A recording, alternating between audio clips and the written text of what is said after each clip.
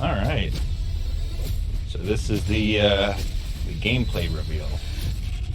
There's no traditional campaign. The story is in the multiplayer.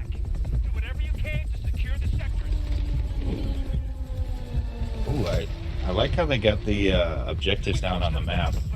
Overall, it feels fairly solid as far as the UI. I don't really have any complaints.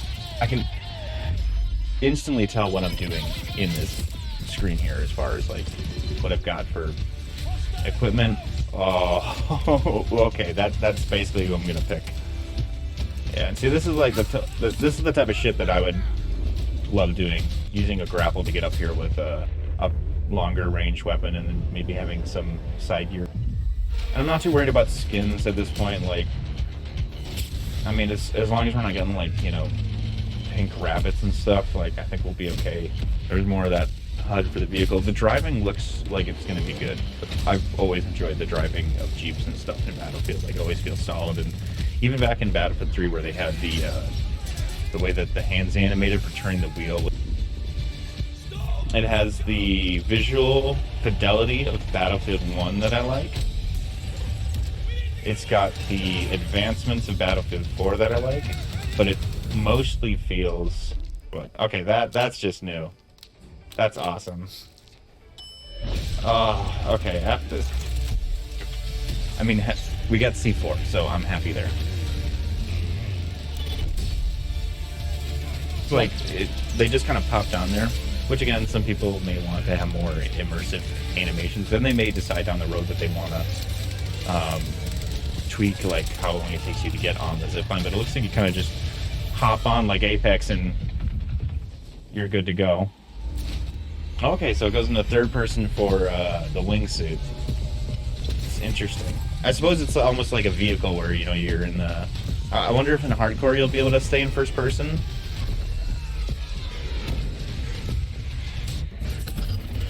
Okay, the storm messes up the HUD.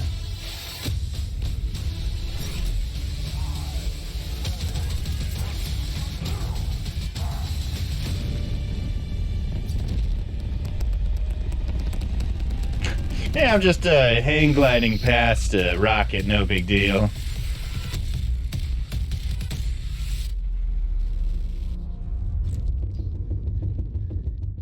Okay, and I think that July date is when the YouTubers get to play it. So I'm going to back this up. Go through this a little bit more since it was a bit short. Okay, so we got squad indicators over here. And it looks like while you're in a vehicle, the little weapons area of the HUD is down here. Oh, they've got some stuff down here for the vehicle screens. I wonder if that's going to be dynamic, because with the older titles, you could only do so much, so you'd have your your textures and stuff. But if this can update in hardcore, that would be pretty sweet to just be able to rely on the in-game controls and the HUDs or whatnot.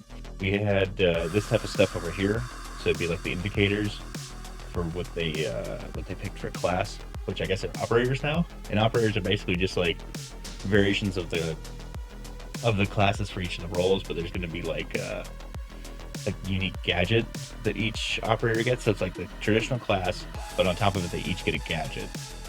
What I want to see with that, because they said there's 4 coming at launch, and there's 4 coming down the road. But I would love to see, and I think it'd be awesome. And I saw somebody on the Reddit mentioning the same idea, and I'm like, okay, cool, it's not just me. Battlefield friends. Now I'm curious how these... It said it's projected that you're going to be able to customize on the fly, like we see here.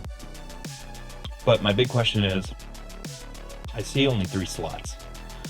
So do you pick what goes into these 3 slots before you go into the battlefield, and then on the fly you can pick between those 3? Or how is that? Because I imagine there's going to be more than 3 choices per gun. I'm guessing that your loadouts are going to be what you pick, that you are essentially you're carrying these 12 items into the battlefield, or I guess in this case it's a not having anything. So do you get to customize this wheel, which I think is the little plus icon that they had down in the corner of the HUD here a moment ago. So it goes from suppressor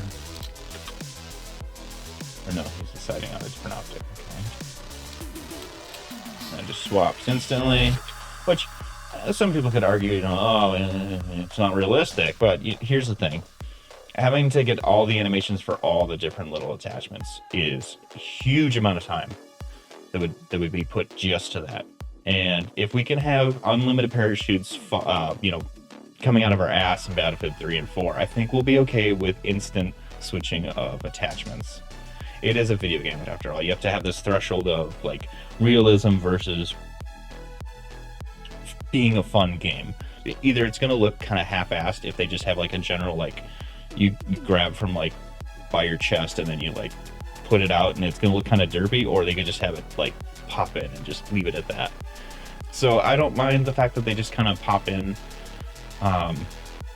As long as mechanically it's fun, I think it'll be fine to just have it pop in. Like even the reveal trailer where the wingsuit animates on, it basically like trails. It's almost like those motorized curtains, but on like the back of from the ass to the legs. It kind of just swoops down and materializes. And it's like, I mean, we can't really complain about that animation because it's kind of like, it looks almost like it could in theory work if you get technology like that. But again, we've had parachutes that just pop out of nowhere, and you would have unlimited parachutes just popping out of nowhere. So it's like, that doesn't really matter too much, as long as the core gameplay is fun. And so far it looks like they're delivering on a lot of things that I'd like to see. And it seems like they're trying to focus on the things that matter in this case. And, you know, we'll find out more as things go along. I guess there's some other content release in July 22nd of this year. So we can go through that. But overall, it still looks very promising. So while I won't pre-order yet, I am optimistically hopeful. All right, if you enjoyed the video, don't forget to subscribe for more content, like the video, and share it if you'd like to see more. Thanks.